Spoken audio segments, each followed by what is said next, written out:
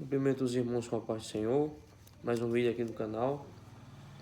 Queria falar com vocês a respeito de um tema que o Espírito Santo já tem incomodado no meu coração, a respeito dos nossos sonhos. O que Deus acha dos nossos sonhos? Se Deus ele realmente realiza todos os nossos sonhos, como alguns falam por aí. E vamos ver o que a palavra de Deus tem a dizer sobre isso. Quando nós lemos Marcos, capítulo 1, versículos 16 e 17, a Bíblia vai nos mostrar Jesus chamando seus primeiros discípulos. E lá diz o seguinte: andando junto ao mar da Galileia, viu Simão e André, seu irmão, que lançavam a rede ao mar, pois eram pescadores. Veja que a Bíblia ela revela a profissão de Simão e de André, que eram irmãos. Eles eram pescadores. Eles tinham os seus barcos, tinham as suas redes. Eles trabalhavam justamente coletando peixes, vendendo, pescando e vendendo esses peixes.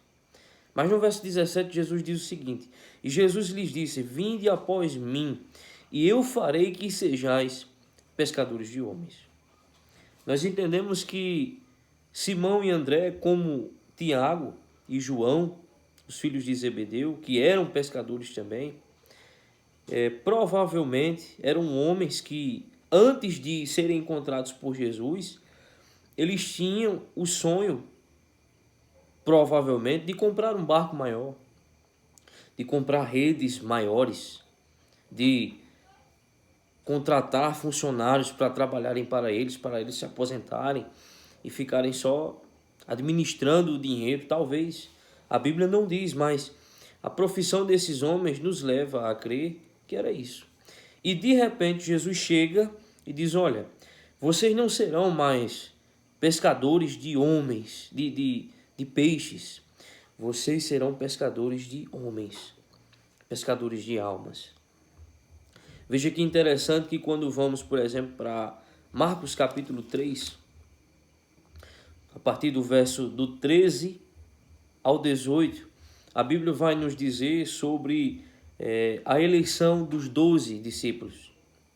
E ela vai listar, veja que interessante, versículo 13, Jesus, na sua palavra, ele fala assim: subiu ao monte e chamou para si os que ele quis, e vieram a ele, e nomeou 12 para que estivessem com ele e os mandasse pregar, e para que tivessem o poder de curar as enfermidades e expulsar os demônios. Simão, a quem pôs o nome de Pedro, o pescador, Tiago, filho de Zebedeu, e João, irmão de Tiago, os quais, estes também eram pescadores, os quais pôs o nome de Boanerges, que significa filhos do trovão, André e Filipe e Bartolomeu e Mateus, e Tomé, Tiago, filho de Alfeu e Tadeu, e Simão, o Zelote. Vejam que interessante. Ele lista os 12 aqui. Em versículo 19 ele fala sobre Judas. Mas eu queria me ater com vocês sobre Simão, o Zelote. Eu acho que quase ninguém fala sobre ele. Mas Simão, o Zelote, ele fazia parte de um grupo que era contra os romanos. Justamente o grupo dos Zelotes. Os Zelotes tinham um sonho de destruírem os romanos, porque eles acreditavam que quem servia aos romanos eram traidores do próprio Deus. Eles matavam os romanos. À noite, eles se disfarçavam e iam atrás dos soldados e de todos que eram romanos e matavam eles. Porque eles tinham um sonho de que um dia o Messias viria e tiraria todo o governo, todo o império romano da nação deles e reinaria, e eles estariam do lado do Messias. E quando Jesus vem, ele simplesmente tira toda essa ideia. Ele não vem para tirar os romanos, ele vem para nos dar salvação. Talvez Simão tenha ficado um pouco decepcionado. Quando nós vamos para Mateus 19, verso 20, a partir do verso 16, nós vamos ler sobre o jovem rico. O jovem rico chega para Jesus, e os irmãos já sabem, pergunta para ele como ele poderia receber a vida eterna. Então Jesus começa a citar os 10 mandamentos para ele. E ele diz: olha, eu guardo esses mandamentos desde que eu era criança. O que me falta ainda? Então Jesus diz: se você quiser ser perfeito, então venda tudo o que você tem, reparta com os pobres e siga-me. E a Bíblia diz, e o jovem, verso 22 do capítulo 19 de Mateus, e o jovem, ouvindo essa palavra, retirou-se triste, porque possuía muitas propriedades. Veja que o jovem rico, ele era abastado, ele tinha muitas propriedades, talvez era uma pessoa que tinha recebido uma herança, não sei, mas ele era uma pessoa de poder financeiro, poder aquisitivo muito grande. E talvez o sonho deste jovem era aumentar essa riqueza. E quando ele chega para Jesus, Jesus toca justamente naquilo que ele tanto amava. Ele diz: venda tudo o que você tem, reparta com aqueles que não têm e siga-me. Jesus, ele nos mostra que muitas das vezes os nossos sonhos precisam ser renunciados. Porque na maioria das vezes os nossos sonhos não glorificam a Deus. Eles glorificam a nós, ao nosso ego, a nossa própria vida. E Deus fica num canto da sala lá empoeirado, como se ele fosse um jarro ou um copo quebrado. Quando lemos, por exemplo, o versículo 27 ao 29, nós vamos perceber o contraste. Versículo 27, a Bíblia vai falar sobre Pedro, no mesmo capítulo 19. Ele diz assim: então Pedro, tomando a palavra, disse-lhe para Jesus: eis que nós deixamos tudo e te seguimos, que receberemos? E Jesus disse-lhes: em verdade vos digo que vós me seguistes, quando, na regeneração, o Filho do Homem se assentar no trono da sua glória.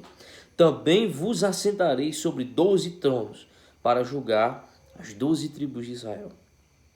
E todo aquele que tiver deixado casas, ou irmãos, ou irmãs, ou pai, ou mãe, ou mulher, ou filhos, ou terras, por amor do meu nome, receberá 100 vezes tanto e herdará a vida eterna. Vejam que Jesus, ele nos apresenta uma recompensa maior do que perseguir os nossos sonhos e os nossos anseios tão terrenos e materialistas. Não existe pecado em sonhar, mas existe pecado quando eu sonho um sonho em que Deus não participa dele, em que Deus não faz parte dele, em que Deus, eu vou mais longe agora, em que Deus não é o centro do meu sonho. Você deve se perguntar antes de você planejar algo: Deus será glorificado nisso? Será que Deus ele aparecerá e ele será testemunhado com a realização deste sonho na minha vida? A Bíblia diz em 1 Coríntios 10:31 que quer comamos, quer bebamos, façamos tudo para a glória de Deus. Mas Mateus, será que eu não terei, eu terei que deixar tudo mesmo? Será que eu vou ter que renunciar tudo que eu gosto, tudo que eu quero?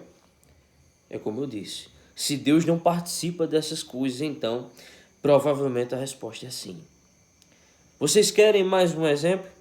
Quando nós lemos em Atos capítulo 9, vamos ler a história de um homem chamado Paulo. Antes de se encontrar com Jesus, ele é chamado na Bíblia de Saulo. Atos capítulo 9, verso 1 e 2. Prestem atenção. Qual era o sonho de Paulo, de Saulo, Mateus?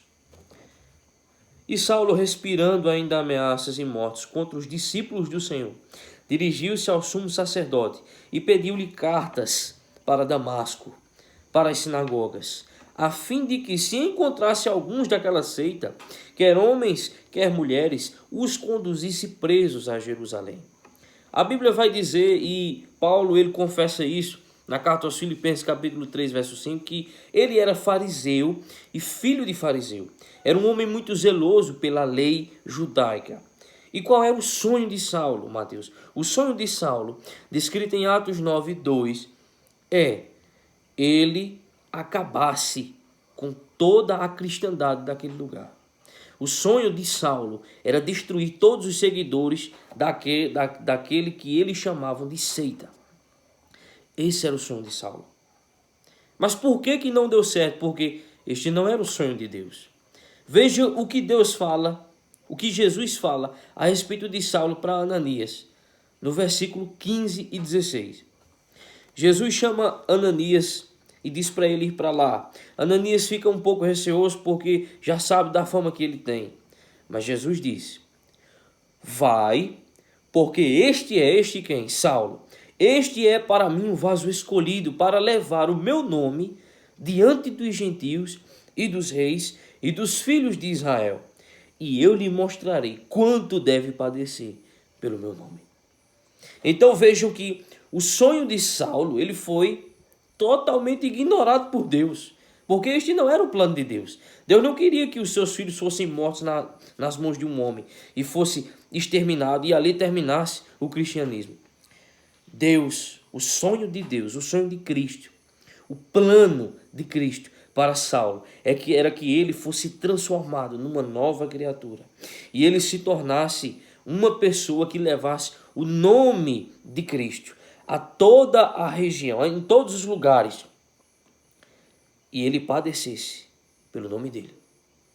Veja o contraste. Nós pensamos que Deus quer realizar tanto os nossos sonhos, Ele quer fazer por nós, mas Ele quer fazer em nós a sua vontade e não a nossa vontade.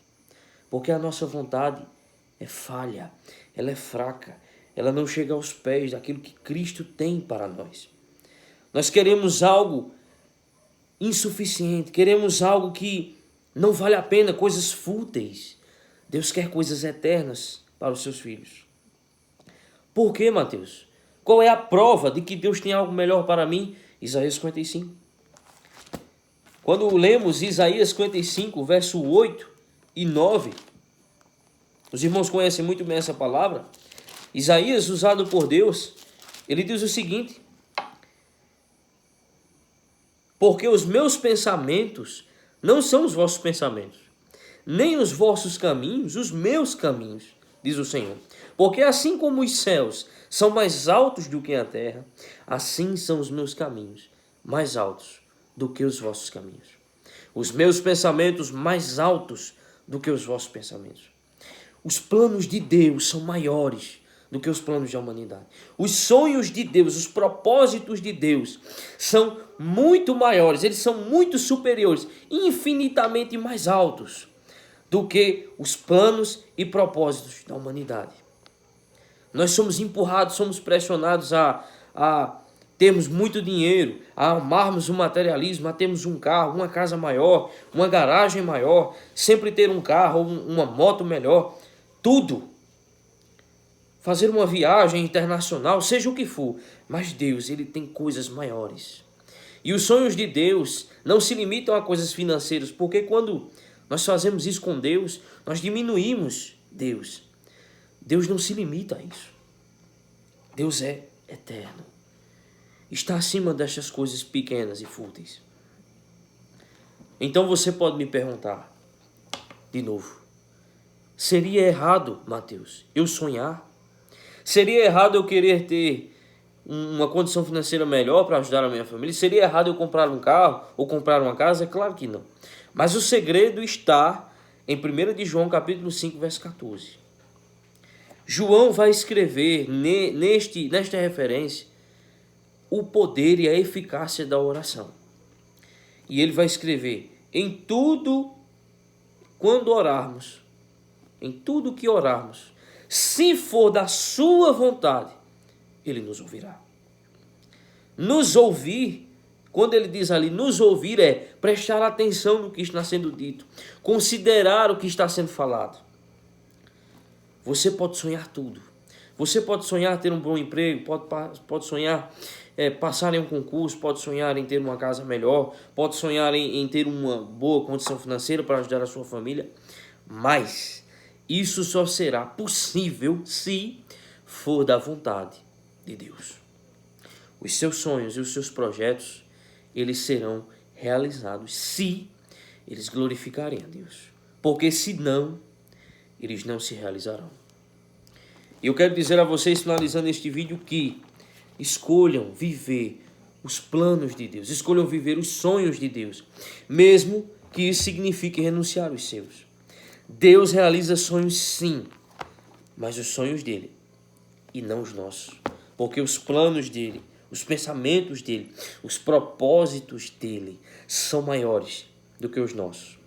Que Deus abençoe vocês e que venhamos a ter isso em mente. Deus, irmãos, ele não é um vendedor de sonhos. Ele não veio morrer numa cruz e ressuscitar ao terceiro dia para me dar uma namorada, para me dar um casamento, para me dar uma casa, para me dar muito dinheiro. Ele veio para nos dar a vida eterna. Às vezes sonhamos pequeno, perto de quem Deus é, do que Ele faz e do que Ele pode fazer. Deus abençoe em nome de Jesus.